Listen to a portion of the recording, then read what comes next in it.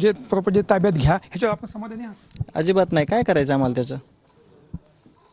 अहो, त्यांना राहायला घरं नाहीत, त्यांच्याकडे स्कॉर्पिओ गाड्या आहेत.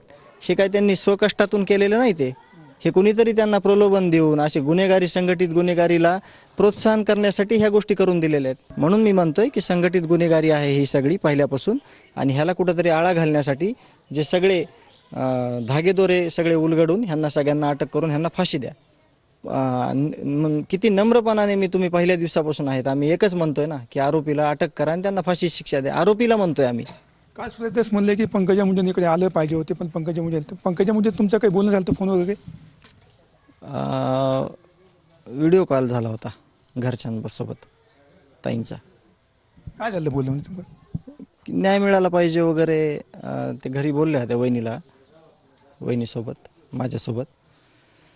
आता ह्याच्यात कसं आहे माहिती आहे का, कोण आलं, कोणी काय भूमिका घेतली, पण माझी एक नाराजी आहे की मंत्रिमंडळात जसं सगळ्यांनी मांडलं तसं जे जिल्ह्यातले मंत्रिमंडळ म्हणून मंत्रिमंडळात आहे त्यांना देखील मांडायला पाहिजे होतं. त्यांनी मांडलं नाही कुठंच. मी अगोदर पण बोललो होतो, मला मांडायला पाहिजे होतं.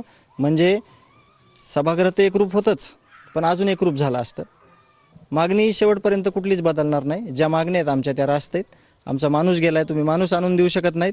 आम्ही फक्त न्याय मागतोय, न्याय द्या. कॅमेरा पर्सन विनोद सर, मी संभाजी मुंडे, TV9 मराठी, केज.